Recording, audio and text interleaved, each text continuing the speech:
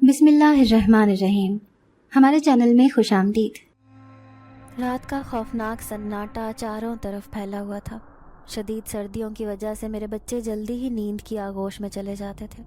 میں بھی نماز پڑھ کر بستر پر لیٹی تسبیح لے کر اللہ کو یاد کر رہی تھی۔ میں نے اپنی سب سے بڑی بیٹی کو دیکھا جو اس وقت 16 سال کی تھی۔ بے خبر معصوم صورت لیے وہ گہری نیند کی آغوش میں تھی۔ اس کے قریب ہی دوسری چارپائی پر میرا 12 سالہ بیٹا سو رہا تھا۔ میں ایک بیوہ عورت تھی، شوہر کے مرنے کے بعد تنگ دستی کی حالت میں زندگی گزار رہی تھی، لیکن اس حالت میں بھی اللہ کا شکر ادا کرتی۔ میرا دل دین کی طرف زیادہ راغب تھا، اسی لیے میں ہر حال میں اللہ کا شکر ادا کرتی رہتی تھی۔ کبھی بھی دل میں یہ گمان نہ گزرا کہ دوسری عورتوں کی قسمت مجھ سے زیادہ اچھی ہے۔ بہت چھوٹی سی عمر میں ہی میں بیوہ ہو گئی تھی۔ 2 بچے ہونے کے بعد میں اپنی زندگی کے کئی حسین خواب دیکھنے لگی تھی، لیکن کیا پتا تھا کہ اچانک شوہر مجھے یوں چھوڑ کر چلا جائے گا۔ ہاں، اتنا آسرا ضرور تھا کہ 2 کمروں کا ایک چھوٹا سا مکان مجھے سسرال کی طرف سے مل گیا تھا۔ اسی میں سر چھپا کر بیٹھی تھی۔ حالانکہ شوہر کے مرنے کے بعد کئی لوگوں نے اس بات پر اصرار کیا کہ میں دوسرا نکاح کر لوں، لیکن میرے ضمیر نے گوارا نہ کیا کہ میں 2 بچوں کے ہوتے ہوئے کسی دوسرے انسان سے شادی کر لوں۔ ویسے بھی میں اپنے شوہر حامد سے دل و جان سے محبت کرتی تھی۔ شاید ان کے بعد میں کبھی بھی اپنے دل میں کسی کو اتنی جگہ نہ دے سکتی، اور پھر نکاح کر لینے کے بعد میں کسی دوسرے شخص سے ایسی خیانت بھی نہیں کر سکتی تھی۔ بس اسی لیے یہی سوچ کر اپنے دونوں بچوں کو تنہا پالنے کا فیصلہ کر لیا۔ ویسے تو میں شروع سے ہی دین کی طرف بہت زیادہ راغب تھی، لیکن حامد کے مرنے کے بعد میں نے اور دلچسپی سے دین کے بارے میں جاننا شروع کر دیا۔ عورتوں کے مسئلے مسائل جاننے کے لیے میں نے درس و تدریس کی محفلوں میں جانا شروع کیا۔ وہاں جا کر معلوم ہوا کہ دنیاوی چیزوں سے دل لگانے سے بہتر ہے کہ ان چیزوں میں دل لگایا جائے جو ہماری آخرت کی زندگی کو بہتر بنا سکیں۔ یہی سوچ کر میں نے 5 وقت نماز اور قرآن شریف پابندی سے پڑھنا شروع کیا۔ دیکھتے ہی دیکھتے میں نے بہت سی کتابیں پڑھ کر اپنے آپ کو اس قابل بنا لیا تھا کہ میں محلے کے بچوں کو مدرسہ بھی پڑھایا کرتی۔ ساتھ ہی ساتھ جو عورتیں وفات پا جاتی تھیں میں ان کو غسل دینے میں پیش رہتی، بھلے ہی کوئی بیماری سے مر جاتی یا پھر کسی حادثے میں۔ میں کبھی کسی کو دیکھ کر کوفت کا شکار نہ ہوئی تھی۔ ان کے جسد خاکی کو کفن پہناتی اور پھر اپنے لیے بھی آسان موت کی دعا مانگتی۔ میرے 2 بچے تھے، بڑی بیٹی اریبہ جو 16 سال کی تھی، اور اس سے چھوٹا بیٹا مزمل جو ابھی 12 سال کا تھا۔ دونوں ہی ایک سرکاری اسکول میں تعلیم حاصل کر رہے تھے۔ میرے گھر کا گزارا بس اللہ کے توکل سے ہو رہا تھا۔ جن بچوں کو میں مدرسہ پڑھایا کرتی تھی ان بچوں کے والدین مجھے ہر مہینے معمولی معاوضہ دے دیا کرتے تھے، اور پھر اگر میلاد وغیرہ کی محفل میں جانا نصیب ہوتا تو وہاں سے بھی مجھے تھوڑا بہت معاوضہ مل جایا کرتا تھا۔ یوں مجھے اللہ کے کرم سے کبھی کسی کے آگے ہاتھ پھیلانے کا موقع نہ ملا تھا، اور اللہ میری غیب سے مدد کر دیا کرتے تھے۔ اس رات بھی شدید سردی کی وجہ سے سر شام ہی سناٹا پھیل گیا تھا۔ لوگ دبک دبک کر اپنے کمروں میں بستر میں لیٹے تھے۔ میں بھی اپنے چھوٹے سے گھر کے ایک کمرے میں بچوں کے ساتھ پلنگ پر سونے کی کوشش کر رہی تھی۔ رات سردیوں کی وجہ سے ویسے ہی لمبی ہوتی ہے، اسی وجہ سے مجھے جلدی نیند نہیں آتی تھی، اور اگر جلدی کوشش کر کے سو بھی جاتی تو آدھی رات کو آنکھ کھل جایا کرتی۔ اسی لیے میں زیادہ دیر تک لیٹ کر درود شریف پڑھتی رہتی تھی۔ ابھی لیٹے تھوڑی ہی دیر ہوئی تھی کہ اچانک دروازہ زور زور سے بجنے لگا۔ میں فوراً اٹھ کر دروازے پر گئی۔ جیسے ہی دروازہ کھولا تو حیران رہ گئی۔ ایک نقاب پوش عورت کالے رنگ کے کپڑے پہنے دروازے پر کھڑی تھی۔ سپاٹ لہجے میں کہنے لگی، کیا آپ عورتوں کو غسل دیتی ہیں؟ میرے ساتھ آئیں، مجھے آپ کی ضرورت ہے۔ میں نے کبھی کسی عورت کو انکار نہیں کیا تھا، حالانکہ ابھی آدھی رات ہو رہی تھی، ایسے میں بچوں کو چھوڑ کر جانا ممکن نہیں تھا، لیکن پھر بھی میں کسی کی مدد سے بھلا کیسے انکار کر سکتی تھی۔ یوں میں نے نہ چاہتے ہوئے بھی گھر پر تالا لگایا، اس عورت کے ساتھ اس کے گھر کی طرف جانے لگی۔ چلتے چلتے میرے پاؤں دکھ گئے، لیکن اس عورت کا گھر تھا کہ آنے کا نام ہی نہیں لے رہا تھا۔ تنگ آ کر میں اس سے پوچھنے لگی کہ آپ کہاں رہتی ہیں؟ تبھی عورت کی سسکتی ہوئی آواز آئی۔ وہ روتے ہوئے کہنے لگی، بس یہاں سے تھوڑی ہی دور میرا گھر ہے، میری جوان بیٹی کی موت ہو گئی ہے، اسے کوئی غسل دینے کو تیار نہیں، بس اسی لیے تمہاری مدد مانگنے آ گئی تھی۔ مجھے بہت دکھ ہوا، میرے بھی گھر میں ایک جوان بیٹی تھی، میں اس عورت کا درد سمجھ سکتی تھی۔ اس سے آگے مجھ سے کوئی سوال پوچھنے کی ہمت نہ ہوئی۔ پھر جیسے ہی اس کے ساتھ گھر کے اندر گئی تو خوف سے میرے رونگٹے کھڑے ہو گئے۔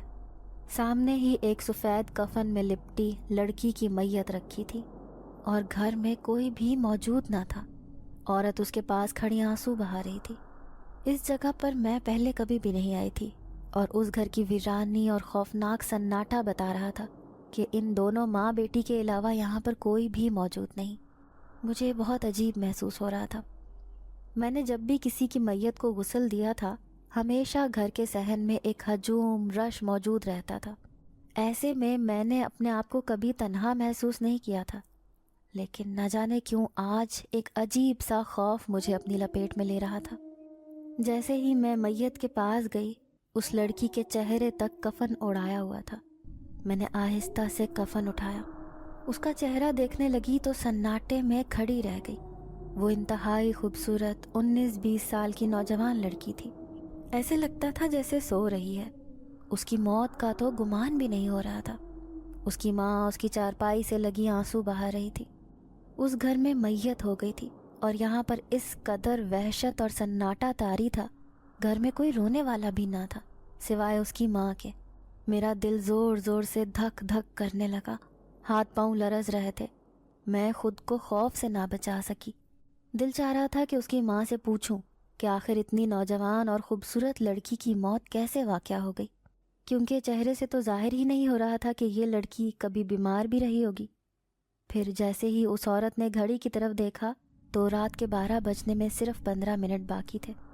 جلدی سے میرے پاس آئی، کہنے لگی میری بیٹی کو غسل دے دو، ایسا نہ ہو کہ رات کے 12 بج جائیں، پھر اس کی میت غائب ہو جائے گی۔ اس نے بڑی عجیب بات کی تھی، میں حیران پریشان سی ہو گئی۔ پھر جلدی جلدی اسے غسل دینے لگی۔ سفید کفن میں لپٹی وہ کسی شہزادی کی طرح لگ رہی تھی۔ میں اس کے حسین چہرے کو دیکھ کر تھوڑی اداس ہو گئی۔ نہ جانے یہ کیا ماجرا تھا، میری سمجھ میں کچھ نہ آیا۔ میں کسی بت کی طرح اس گھر میں کھڑی تھی۔ اچانک ہی پیروں تلے سے زمین نکل گئی جب میں نے اس عورت کو گھر کا صحن کھودتے ہوئے دیکھا۔ وہ اکیلی ہی سب کچھ کر رہی تھی۔ پہلے اس نے میرے ساتھ مل کر غسل کروایا، اس کے بعد وہ اس کی میت دفنانے کے لیے گھر کے صحن میں ہی کھڑا کھودنے لگی تھی۔ میں گھبرا کر اس سے کہنے لگی کہ یہ تم کیا کر رہی ہو بی بی، اسے قبرستان میں کیوں نہیں دفناتی؟ اس نے بڑی عجیب خوفناک نظروں سے مجھے دیکھا، پھر کہنے لگی نہیں، ہم قبرستان میں اپنے مردوں کو نہیں دفنایا کرتے، یہ یہاں پر ہی مری ہے اور میں اسے یہیں دفناؤں گی۔ یہ کہتے وقت اس کا لہجہ سنگین ہو رہا تھا، حالانکہ پہلے تو وہ رو رو کر دکھ سے نہال ہو رہی تھی۔ میرے ہاتھ پاؤں کپ کپانے لگے، کہیں اسی نے تو اپنی اس بیٹی کا قتل نہیں کیا؟ یہ سوچ کر میرے رونگٹے کھڑے ہو گئے۔ میں سن کھڑی اس کی کارروائی دیکھ رہی تھی۔ اس نے چند لمحوں میں ہی اتنا گہرا گڑھا کھود ڈالا تھا۔ پھر مجھے دیکھ کر کہنے لگی آؤ میری مدد کرو، جب تم نے اتنا ساتھ دے دیا تو تھوڑی سی مدد اور کر دو، بڑی مہربانی ہوگی۔ اب کی بار وہ ملتجی لہجے میں کہہ رہی تھی۔ پھر میں نے ہمت کی اور اس نوجوان لڑکی کو اس کے ساتھ اس گڑھے میں دفن کروا دیا۔ اب وہ اکیلی ہی مٹی ڈالنے میں لگی پڑی تھی، بہت طاقتور اور ہمت والی عورت لگ رہی تھی۔ یوں اس نوجوان لڑکی کی قبر اسی صحن میں بن چکی تھی۔ میں تو جیسے کسی گہرے جادو کے زیر اثر تھی۔ اس سے یہ تک نہ پوچھ سکی کہ آخر یہ نوجوان لڑکی مری کیسے ہے اور تم اکیلی ہی یہ سب کیوں کر رہی ہو؟ محلے کے باقی لوگوں کو کیوں خبردار نہیں کیا کہ تمہارے گھر میں جوان میت ہو گئی ہے؟ پھر اچانک ہی اس نے میرے ہاتھ میں سونے کے 2 کڑے تھمائے، سرگوشی بھرے لہجے میں کہنے لگی تم نے آج میری بہت مدد کی ہے، یہ اسی کا انعام ہے۔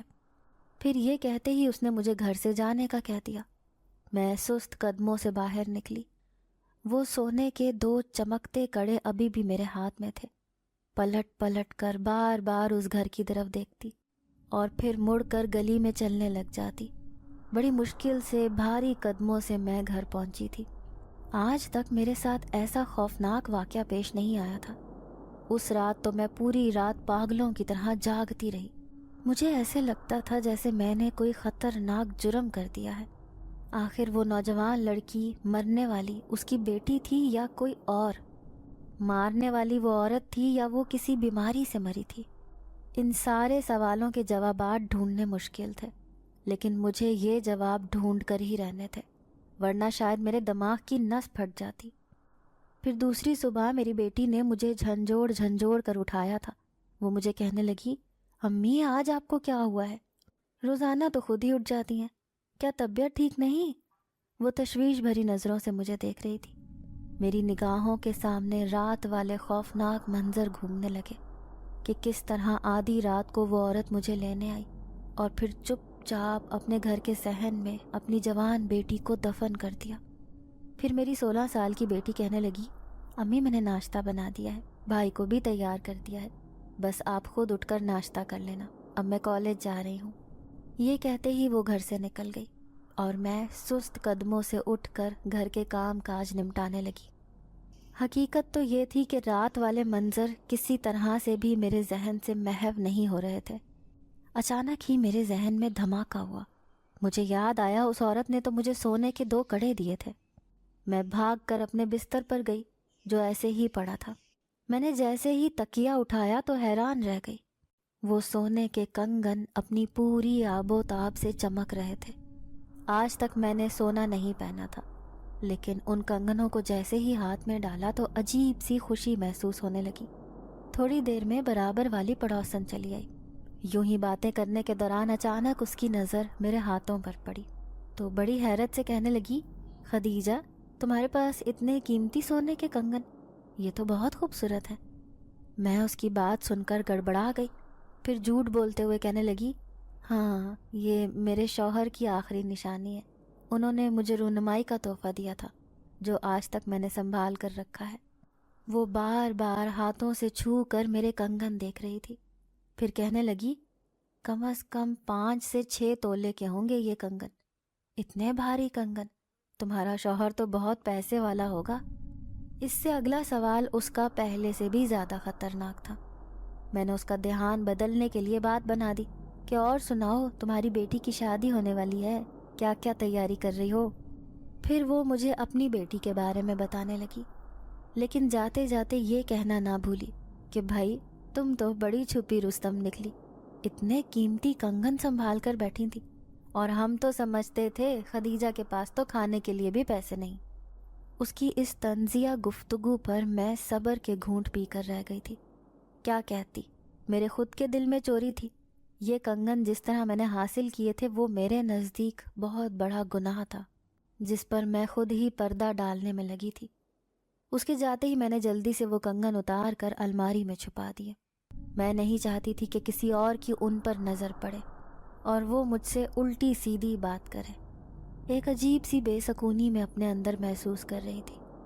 بیٹا بیٹی اسکول سے کب واپس گھر آ گئے، وہ مجھ سے اپنی ہر چھوٹی چھوٹی بات کیا کرتے تھے، لیکن اس دن پہلی بار ایسا ہوا کہ میں نے ان کی باتوں پر دھیان نہ دیا، بلکہ اپنی ہی سوچوں کے گھوڑے دوڑانے میں مصروف تھی۔ ابھی 2 دن ہی گزرے تھے کہ اچانک آدھی رات کے 12 بجے دروازہ زور زور سے بجنے لگا۔ میں خوف سے اٹھ کھڑی ہوئی، دل اچھل کر حلق میں آ گیا۔ سوچنے لگی کہ رات کے آدھے پہر دروازے پر کون ہے۔ جیسے ہی دروازہ کھولا، 4 نقاب پوش آدمی میرے گھر کی دہلیز پر کھڑے تھے۔ میرے جسم میں تو جیسے جان ہی نہ رہی۔ ان کے کالے کالے کپڑے، ساتھ ہی خوفناک آنکھیں مجھے گھورنے لگی۔ لمبے ہیبت ناک سے دکھنے والے ان کے وجود اب میری دہلیز پار کر چکے تھے۔ وہ اندر صحن میں آئے اور پھر خوفناک انداز میں کہنے لگے، تو نے ہی اسے دفنایا تھا نا؟ بتا کہاں پر ہے وہ جگہ جہاں پر تو نے اس عورت کے ساتھ مل کر دفنایا تھا۔ میں تھر تھر کانپنے لگی، سمجھ گئی کہ آج میں بڑی مصیبت میں پھنسنے والی ہوں۔ جھوٹ بولنے والے لہجے میں کہنے لگی، آپ کون ہیں اور کس کی بات کر رہے ہیں؟ میں نے کسی کو نہیں دفنایا۔ پھر وہ لمبا چوڑا خوفناک آدمی کہنے لگا، سچ سچ بتا دے کہ تو نے اسے کس مقام پر دفنایا ہے۔ اگر ہمیں وہ نہ ملی تو ہم تمہاری جوان بیٹی کو اس گھر سے اٹھا کر لے جائیں گے۔ میری آنکھیں ساون کی طرح آنسو بہانے لگی۔ میں سوچ بھی نہیں سکتی تھی کہ وہ مصیبت یوں گلے پڑنے والی ہے۔ وہ 4 نقاب پوش میرے آگے پیچھے دائیں بائیں ہر طرف سے مجھے گھیر کر کھڑے تھے۔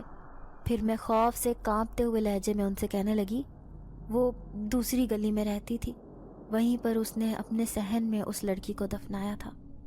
پھر وہ کہنے لگے اچھا ٹھیک ہے، تم آؤ ہمارے ساتھ، ہمیں وہ مقام بتا دو۔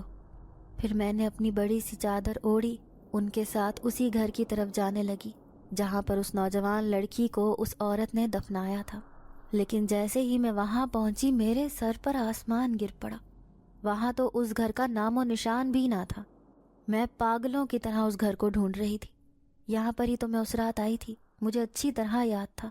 آخر کو میں نے 3-4 گھنٹے اس گھر میں گزارے تھے۔ اب میں وہ مقام ڈھونڈ ڈھونڈ کر تھک گئی، لیکن مجھے وہ گھر نہ ملا۔ وہ چاروں بڑے غور سے مجھے دیکھے جا رہے تھے۔ یہ میرے ساتھ کیا ہو گیا تھا؟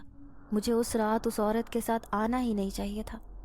پھر وہ آدمی میرے سامنے کھڑا ہوا، کہنے لگا جانتی بھی ہو جسے تم نے دفنایا تھا وہ ہمارے لیے کس قدر قیمتی تھی۔ اب تم نے ہی اس عورت کو ڈھونڈنا ہوگا جو اس رات تمہیں ملی تھی، کیونکہ وہ تمہارے جیسی ہی لالچی اور حریص نیت کی مالک تھی۔ اگر تم نے ایسا نہ کیا تو تمہاری جوان بیٹی کو اٹھا کر ہم اپنے قبیلے میں لے جائیں گے۔ یہ کہتے ہی وہ وہاں سے غائب ہو گئے۔ ان کا یوں غائب ہونا مجھے بھونچکا کر گیا تھا۔ یوں میرے سامنے سے غائب ہونے والے آخر وہ لوگ کون تھے؟ وہ لوگ بار بار مجھے میری بیٹی کو لے جانے کی دھمکی دے رہے تھے۔ نہ جانے مجھ سے کیا سنگین جرم ہو گیا تھا۔ وہ سونے کے کنگن لینا مجھے بہت بھاری پڑ گیا تھا۔ اب میں روتی پیٹتی گھر آ گئی۔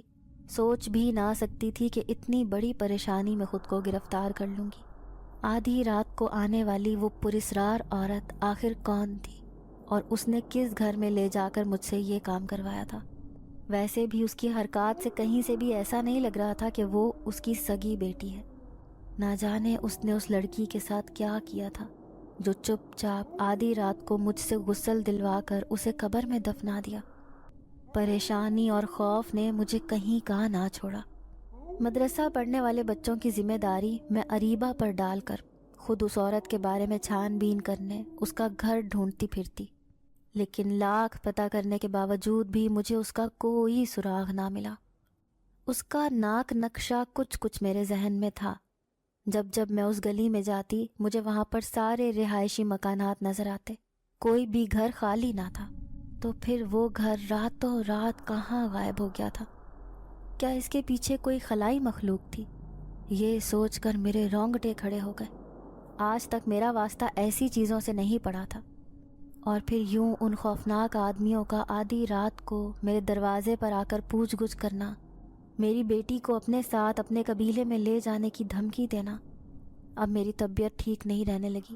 محلے پڑوس کی کوئی بھی سہیلی میرے پاس آتی تو میں اس سے غائب دماغی سے بات کرتی، اندر سے ڈری رہتی کہ کہیں اس رات وہ پھر میرے پاس نہ آ جائے۔ یہی سوچ کر میرے خوف کی کوئی انتہا نہ تھی۔ پھر ایک دن محلے کی ایک عورت آئی، مجھے کہنے لگی ختیجہ میں اپنے بیٹے کی وجہ سے بڑی پریشان تھی، نہ جانے کیوں اس کا روزگار ہی نہیں لگ رہا تھا، لیکن ایک دوسرے علاقے میں ایک پیرنی رہتی ہے، اس نے اتنا اچھا عمل کیا، میرے بیٹے کی 1 مہینے کے اندر اندر نوکری لگ گئی، لیکن اس کام کے بدلے میں اس نے مجھ سے ڈھیروں پیسے لے لیے۔ میں نے بھی چوری چھپے اپنے سونے کے بندے اسے دے دیے۔ اچانک ہی میرے ہاتھوں میں لرزش آئی۔ میں بھی تو آج کل پریشان تھی، کیا پتا اس پیرنی کے پاس جانے سے میری پریشانی بھی حل ہو جاتی۔ پھر یوں ہی باتوں باتوں میں اسے کہنے لگی اچھا مجھے بھی کبھی لے کر چلو اس کے پاس، میری بیٹی کے سر میں بڑا درد رہتا ہے، میں اس کی پریشانی اسے بتاؤں گی۔ تو عورت کہنے لگی ٹھیک ہے کل ہی چلنا میرے ساتھ، ویسے بھی مجھے ایک اور کام کے لیے جانا ہے، اسی لیے ہم دونوں ساتھ ہی چل پڑیں گے۔ پھر اس رات میں بستر پر لیٹی تو سوچنے لگی کہ میں اس عورت کے بارے میں اس پیرنی سے ہی معلومات کرواؤں گی کہ آخر وہ کون تھی اور اس نے میرے ساتھ یہ سب کیوں کیا تھا، مجھے پریشانی میں ڈال کر خود راتوں رات کہاں غائب ہو گئی تھی۔ ایسی بہت سی باتیں سوچتے سوچتے بستر پر میں سو گئی۔ دوسری صبح میں اپنی پڑوسن کے انتظار میں بیٹھی تھی۔ پھر جیسے ہی بچے اسکول سے گھر آئے میں نے فوراً سے چادر اوڑھ لی۔ عصر کا وقت ہونے والا تھا۔ میں نے اریبہ کو گھر کا خیال رکھنے کا کہا اور خود اس پڑوسن کے ساتھ اسی پیرنی کی طرف چلی آئی۔ پھر راستے میں وہ مجھے بتانے لگی کہ وہ ہر وقت نقاب کر کے رکھتی ہے، کسی کے سامنے اپنا چہرہ ظاہر نہیں کرتی، بہت پردے والی بیوی ہے۔ اس کی بتائی ہوئی باتوں سے میں بھی مروب ہو گئی تھی۔ عورتوں کی ایک بھیڑ تھی جو اس کے آستانے پر لگی تھی۔ میں بھی اس بھیڑ میں جا کر کھڑی ہو گئی، اپنی باری کا انتظار کرنے لگی۔ پھر آخر کار کہیں 2 گھنٹے بعد میری باری آئی تو میں اندر چلی گئی۔ وہ نقاب پوش پیرنی مجھے دیکھتے ہی نہ جانے کہاں اندر غائب ہو گئی۔ میں حیران تھی، اس نے تو میری پریشانی بھی نہ پوچھی۔ بار بار اس کی مریدنی سے کہنے لگی کہ مجھے اپنا مسئلہ پیرنی کو بتانا ہے، لیکن اس نے مجھے باہر جانے کا کہہ دیا۔ اب دھکے دے دے کر اپنے آستانے سے نکال رہی تھی۔ میری پڑوسن حیران پریشان رہ گئی۔ ساری عورتیں میرا مذاق بنا رہی تھیں، مجھے دیکھ کر دبے دبے لہجے میں ہنسنے لگی۔ ان کے بیچ میں ایک تماشا بن گئی تھی۔ میں روتی ہوئی وہاں سے لوٹ آئی، لیکن وہاں سے آنے کے بعد مجھے ایک پل سکون نہیں تھا۔ آخر اس پیرنی نے میرے اندر ایسا کیا دیکھا جو مجھے وہاں سے دھکے دے کر نکلوا دیا؟ پھر اس رات 12 بجے میں اٹھی۔ میرے اندر سے جیسے ہر ڈر خوف ختم ہو گیا۔ میرے قدم خود بخود اس پیرنی کے آستانے کی طرف اٹھ رہے تھے۔ میں سوچنے لگی کہ اب وہ اکیلی ہوگی، میں اس سے جا کر سوال کروں گی کہ آخر اس نے میرے ساتھ ایسا کیوں کیا۔ پھر جیسے ہی میں وہاں پہنچی تو اس کے آستانے پر کوئی بھی نہ تھا، لیکن اندر دیا جلتا بتا رہا تھا کہ ضرور وہ جاگ رہی ہے۔ جب ہی میں خاموشی سے جیسے ہی اندر گئی تو میرے پیروں تلے سے زمین نکل گئی۔ وہ فقیرنی سوئی ہوئی تھی، اس کے چہرے سے نقاب اترا ہوا تھا، اور اس کا چہرہ میں پہچان گئی تھی۔ وہ کوئی اور نہیں، وہی عورت تھی جو اس رات مجھے اپنی بیٹی کو دفنانے کا کہہ کر اس گھر میں لے کر چلی گئی تھی۔ اس نے میرے ساتھ کیا کیا تھا؟ جیسے ہی میں اس کے قریب پہنچی، اچانک اس نے آنکھیں کھول دی۔ خوفناک آنکھوں سے مجھے دیکھتی وہ ایک دم کھڑی ہوئی۔ اس نے بھاگنا شروع کر دیا۔ میں پاگلوں کی طرح اس کے پیچھے بھاگے جا رہی تھی، اسے بار بار رکنے کا کہہ کر منتیں کرنے لگی، لیکن وہ سرپٹ بھاگتی، کہیں سے بھی وہ آستانے والی فقیرنی نہیں لگ رہی تھی۔ اس کی چال میں تیزی تھی، وہ چھلانگے مارتی مجھ سے کہیں آگے نکل گئی۔ بھاگتے بھاگتے ہم دونوں ایک جنگل کی طرف پہنچ گئے تھے۔ جیسے ہی وہ درخت کے پیچھے چھپی، میں فوراً ہی اس کے قریب پہنچ گئی، لیکن اچانک ہی میرے درمیان کوئی حائل ہوا تھا۔ وہ 1 2 نہیں بلکہ تعداد میں 4 تھے۔ انہوں نے چاروں طرف سے اس پیرنی کو گھیر لیا تھا۔ میں انہیں پہچان چکی تھی، وہ کوئی اور نہیں بلکہ وہی خوفناک آدمی تھے جو اس دن میرے سامنے سے غائب ہوئے تھے۔ پھر ایک آدمی میری طرف مڑا، کہنے لگا تم نے بہت اچھا کیا جو اسے ہمارے ٹھکانے تک لے آئی۔ اسے تم لے کر نہیں آئی بلکہ یہ خود چل کر ایک مجرم کی طرح یہاں آئی ہے۔ اب اس سے سارا حساب کتاب کرنا ہماری ذمہ داری ہے۔ انہوں نے چاروں طرف سے اسے گھیر لیا۔ پھر وہ مجھے کہنے لگے اب تم اپنے گھر لوٹ جاؤ۔ وہ پیرنی کسی مجرم کی طرح ان کے ساتھ جا رہی تھی، لیکن میرے سامنے ایک انجانی کہانی چھوڑ چکی تھی۔ وہ سارے سوالات جو میرے ذہن میں گڈ مڈ ہو رہے تھے، جب تک مجھے ان کے جوابات نہ ملتے شاید میری ذات کو سکون نہیں ملنے والا تھا۔ میں کتنی دیر تک وہاں کسی بت کی طرح کھڑی رہی۔ وہ پیرنی کون تھی؟ اس نوجوان لڑکی سے ان آدمیوں کا کیا رشتہ تھا؟ اور پھر کسی مجرم کی طرح جاتی وہ پیرنی، آخر اس نے ایسا کیا جرم کیا تھا؟ یہ سب وہ سوال تھے جو یہاں پر آ کر حل نہ ہوئے تھے۔ اس نوجوان لڑکی کی موت کی وجہ بھی معلوم نہ ہو سکی تھی۔ میں بے دم قدموں کے ساتھ گھر تو آ گئی تھی، لیکن کئی دن تک اپنے آپ کو نہ سنبھال سکی۔ ایسے لگتا تھا جیسے میرا ذہن سویا سویا سا رہنے لگا ہے۔ کتنے دن تک عورتیں مجھے بلانے آتی رہیں کہ فلانی گلی میں عورت کی میت ہو گئی ہے، اسے غسل دینے آ جاؤ، لیکن اب میں کسی کو غسل نہ دے سکتی تھی۔ میرے ہاتھ پاؤں کانپنے لگ جاتے، وہی خوفناک منظر میری آنکھوں کے سامنے آ جاتا جو بھی اس رات میرے ساتھ ہوا تھا۔ اس کے بعد میں اپنا کام کرنے کے قابل نہیں رہی تھی۔ اریبہ مجھے دیکھ دیکھ کر پریشان رہتی۔ وہ بار بار مجھے کہتی کہ امی آپ بہت بدل گئی ہیں، میری پہلے والی اچھی امی بن جائیں، لیکن میں کیا کرتی؟ میں نے خود اپنے ساتھ یہ سب کچھ نہیں کیا تھا، یہ سب اس عورت نے کروایا تھا، لیکن اس کا کیا مجھے بھگتنا پڑا۔ پھر ایک رات میں بے قراری سے اٹھی۔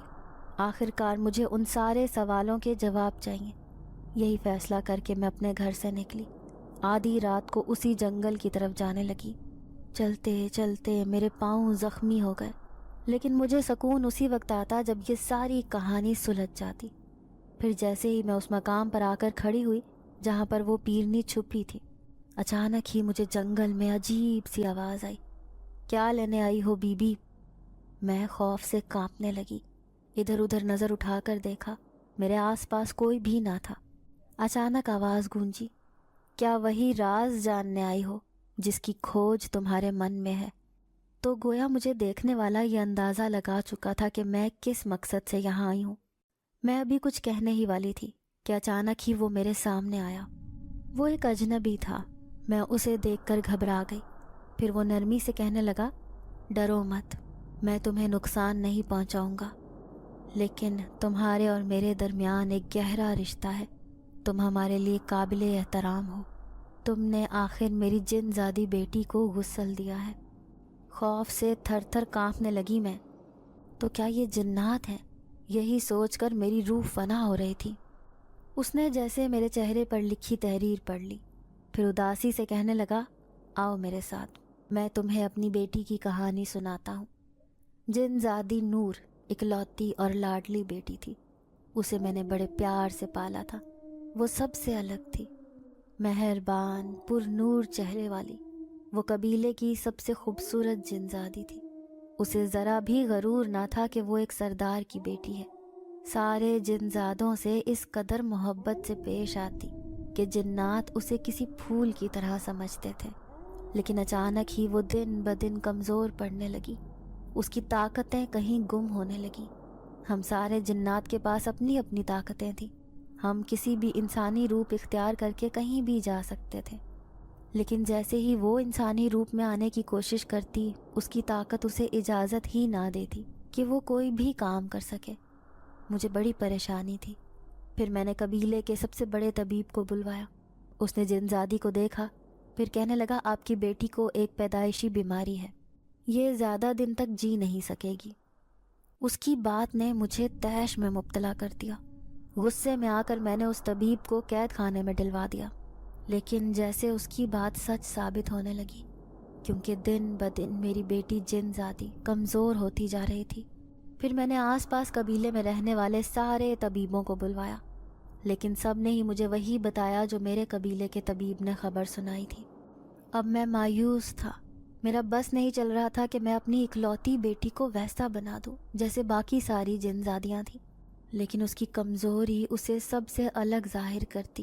پھر میں نے پورے قبیلے میں اعلان کروا دیا اور کہا کہ جو بھی میری بیٹی کی بیماری کا علاج ڈھونڈے گا، اسے میں قبیلے کا سردار بنا دوں گا۔ یہ خبر سارے جن زادوں کے پاس پہنچ گئی تھی۔ اب وہ سارے مختلف علاج ڈھونڈنے لگے۔ ایسے میں ایک جن زادہ میرے پاس آیا، وہ نوجوان اور سمجھدار تھا۔ آ کر کہنے لگا، سردار، جن زادی کا علاج جنات کے قبیلے میں کرنا ممکن نہیں، اگر ہو سکے تو اسے انسانوں کی دنیا میں لے جائیں، ہو سکتا ہے وہاں کوئی ایسی جڑی بوٹی مل جائے جس سے جن زادی ٹھیک ہو جائے۔ اس کی بات میرے دل کو لگی تھی۔ پھر میں نے زیادہ دیر نہ کی اور اسے لے کر انسانوں کی دنیا میں آ گیا۔ میں نے دیکھا ایک جگہ بھیڑ تھی جہاں پر صرف عورتیں ہی عورتیں جمع تھیں۔ میں نے انسانی روپ اختیار کر لیا اور اپنی طاقت سے اپنی بیٹی کو بھی انسانی شکل دے دی۔ پھر میں نے ساتھ کھڑی عورت کے منہ سے سن لیا جب وہ دوسری عورت سے کہہ رہی تھی کہ میں اس سے اپنی بیٹی کے لیے تعویذ لے چکی ہوں، بہت اثر ہوتا ہے اس کے تعویذ کا۔ تبھی میرے دل نے فیصلہ کیا کہ میں اسی عورت سے اپنی بیٹی کا علاج کرواؤں گا۔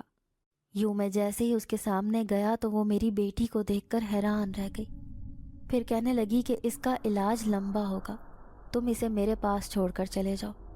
میں اپنی بیٹی کو ٹھیک کرنے کے لیے ہر بات ماننے کو تیار تھا، اسی لیے میں نے آنکھیں بند کر کے اس عورت پر بھروسہ کر لیا۔ میں نہیں جانتا تھا کہ وہ بدبخت میری بیٹی کا علاج کرنے کے بجائے اسے اپنے کاموں کے لیے استعمال کرنا شروع کر دے گی۔ یوں قبیلے سے دور میں نے اپنی جن زادی بیٹی کو اس دم درود کرنے والی عورت کے حوالے کر دیا۔ یوں کئی مہینے بیت گئے۔ پھر ایک دن میں اپنی بیٹی کو لینے گیا تو اس عورت نے کہا کہ تمہاری بیٹی تو مر گئی، وہ تو پہلے سے ہی بیمار تھی، زندہ نہیں رہی، تو میں نے اسے دفنا دیا ہے۔ میں آگ بگولا ہو گیا۔ وہ نہیں جانتی تھی کہ میں انسان نہیں بلکہ ایک جن زاد ہوں۔ جیسے ہی میں نے اس کے سامنے خود کو ظاہر کیا، اچانک ہی اس نے ایسا خطرناک عمل کیا کہ وہ میرے سامنے سے غائب ہو چکی تھی۔ میں سمجھ گیا کہ وہ پیرنی بہت طاقتور ہے، اس پر میرا عمل اثر نہیں کر سکتا، اسی لیے خاموشی سے لوٹ آیا۔ لیکن اپنے قبیلے کے خطرناک جن زادوں کو میں نے اس کے پیچھے لگا دیا تھا۔ میں نہیں جانتا تھا کہ انہوں نے یہ سب کیسے کیا، لیکن بالآخر وہ عورت آج میری قید میں ہے۔ لیکن اپنی جن زادی بیٹی کو کھونے کا دکھ میں ابھی بھی بھول نہیں پایا۔ اس غم میں ساری زندگی گزر جائے گی کہ میں آخری وقت پر اسے دیکھ نہیں پایا۔ تم میرے لیے قابل احترام ہو۔ جب مجھے پتہ چلا کہ میری بیٹی کو غسل دینے والی تم ہو، وہ پہلے سے ہی بیمار تھی، میں جانتا تھا کہ وہ زیادہ دن جی نہیں سکے گی، لیکن افسوس تو یہ ہے کہ میں نے اسے اپنے پاس نہ رکھا بلکہ اس بدبخت عورت کے حوالے کر دیا جو نہ جانے کس کماش کی عورت تھی۔ میں اب کبھی اسے اپنی قید سے آزاد نہیں کروں گا، وہ ہمیشہ جنات کی قید میں رہے گی۔ میں نے دیکھا سردار کی آنکھوں میں بیٹی کو کھو دینے کا دکھ تھا۔ پھر میں ڈرتے ڈرتے اس سے کہنے لگی کہ سردار، کیا میں ایک بار اس پیرنی سے مل سکتی ہوں؟ میں اس سے چند سوالوں کے جوابات لینا چاہتی ہوں۔ جب تک وہ جواب نہیں ملیں گے میرے دل کو سکون نہیں آئے گا۔ سردار نے مجھے اجازت دے دی۔ میں ان کے لیے قابل احترام تھی۔ اب میں اس کے ساتھ اس کے قبیلے میں جا رہی تھی۔ وہاں گئی تو حیران رہ گئی۔ وہ جنات کی دنیا تھی لیکن انسانوں کی دنیا سے مماثلت رکھتی تھی۔ جن زادی کی موت کی وجہ سے پورے قبیلے کا ماحول سوگوار تھا۔ تبھی 2 جن زادیاں آئیں، مجھے اپنے ساتھ لے کر جانے لگیں۔ وہ مجھے اسی پیرنی کے پاس لے کر جا رہی تھیں جو آج سردار کی قید میں تھی۔ ان کی قید نہایت ہی خوفناک تھی۔ وہاں پر شیطان فطرت، جنات اور چڑیلیں قید میں بلبلا رہی تھیں۔ یہ منظر میری آنکھوں سے دیکھا نہ گیا۔ میری نظر تو اس پیرنی کو تلاش کر رہی تھی۔ تبھی 2 جن زادیوں نے مجھے اشارہ کر کے بتایا کہ وہ دیکھو، وہ رہی وہ عورت جس نے تمہارے ساتھ مل کر اس جن زادی کو دفنا دیا تھا۔ میں نے دیکھا وہ نقاب کے بغیر تھی، لیکن بکھرے بالوں کے ساتھ وہ کوئی پاگل عورت دکھائی دیتی تھی۔ اس دن مجھے اس سے خوف محسوس ہوا تھا، لیکن آج مجھے کوئی ڈر نہیں لگ رہا تھا۔ جب میں عورتوں کی بھیڑ میں سے اس کے آستانے پر گئی تو اس نے دھکے دے کر مجھے وہاں سے نکلوا دیا تھا۔ شاید اس نے محسوس کر لیا تھا کہ خطرہ اس کے کس قدر نزدیک آ گیا ہے۔ اس نے جو عورتوں کے ذہنوں پر اپنی طاقت کا خوف بٹھا رکھا تھا، اب وہ اس کے اپنے ذہن پر سوار تھا۔ میں نے دیکھا وہ مجھے چونک کر دیکھ رہی تھی، شاید حیران ہو گئی تھی کہ جنات کے قبیلے میں یہ عورت کیا کر رہی ہے۔ تبھی وہ مجھے دیکھ کر پاگلوں کی طرح چیخنے لگی، زور زور سے چیخ کر کہنے لگی کہ میں نے کچھ نہیں کیا، وہ خود مری تھی، وہ پہلے سے بیمار تھی۔ میں اس کے سامنے گئی، میں اسے کہنے لگی کہ اگر تم نے کوئی جرم نہیں کیا تو اس قدر پراسراریت سے اسے غسل دے کر کیوں دفنایا؟ اب اس نے سر جھکا لیا تھا، پھر سسک سسک کر رونے لگی۔ جب وہ سردار اسے میرے پاس لے کر آیا تھا، میں پہلی ہی نظر میں پہچان گئی تھی کہ یہ لڑکی نہیں بلکہ ایک جن زادی ہے۔ میں تو کئی سالوں سے شیطانی عملیات کر رہی تھی، لیکن آج تک کسی بھی جن ذات کو اپنا موکل نہ بنا سکی تھی۔ اس بات کا مجھے بہت دکھ تھا۔ جس نے مجھے یہ سارے عملیات سکھائے تھے اس کی قید میں 40 جن ذات تھے۔ میں اس سے بھی زیادہ طاقتور بننا چاہتی تھی، لیکن اپنا ہر عمل ناکام ہوتے دیکھ کر میں غصے سے پاگل ہونے لگی۔ لوگوں کی نظروں میں اچھا بننے کے لیے میں ان کا ہر کام جن زادوں سے کروانا چاہتی تھی، کیونکہ وہ طاقت میں کئی گناہ ہوتے ہیں۔ لیکن حیران تو تب رہ گئی جب جنات کا باپ بیٹی میرے پاس آئے۔ میں خوبصورت جن زادی کو ہمیشہ اپنے پاس رکھنا چاہتی تھی، یہ جانے بنا کہ وہ اس قدر بڑی بیماری میں مبتلا ہے۔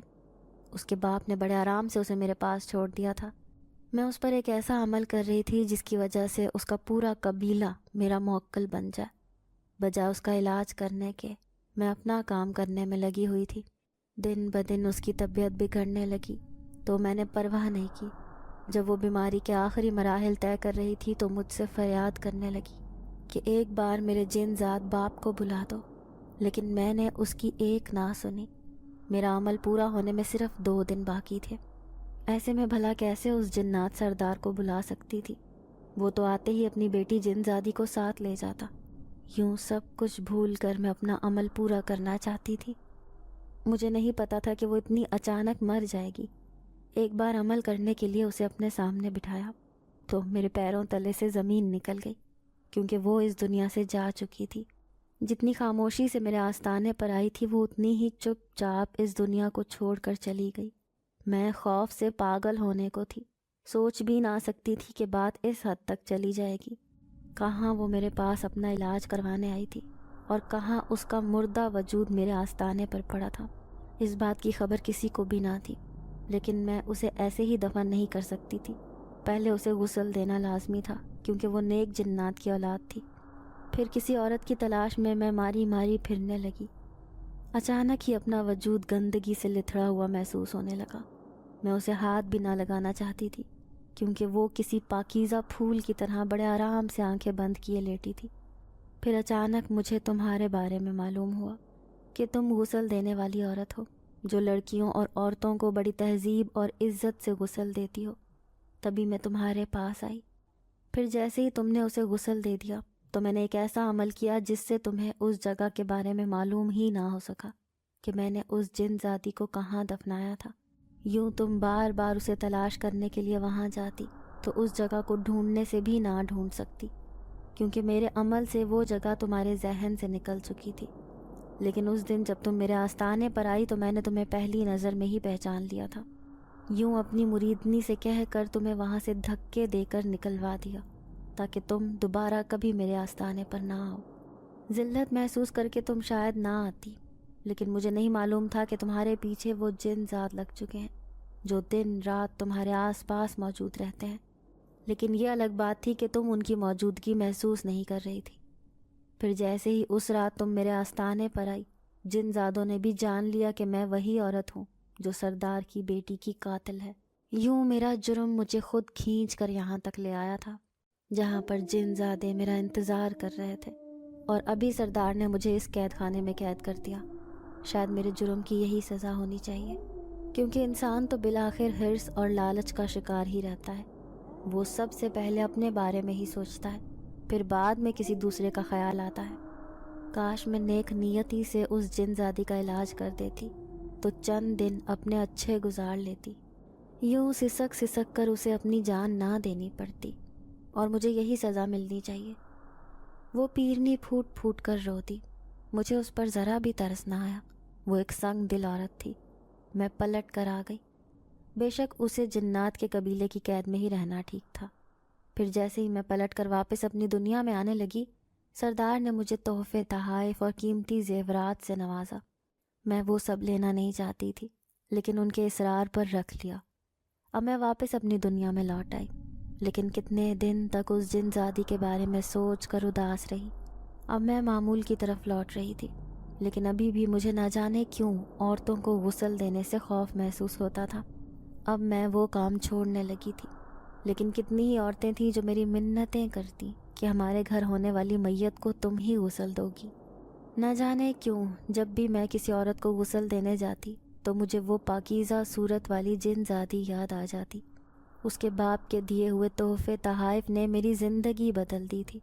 اگر میں پوری زندگی کے لیے بھی استعمال کرتی تو وہ کم نہ پڑتی۔ اب میری بیٹی جوانی کی دہلیز پر قدم رکھ چکی تھی۔ سوچتی تھی کہ اپنے کلیجے کے ٹکڑے کو میں کیسے خود سے جدا کروں گی۔ اس جنات کی ہمت تھی جس نے اپنی جن زادی اکلوتی بیٹی کو کھو دیا تھا۔ یوں کئی سال گزر گئے۔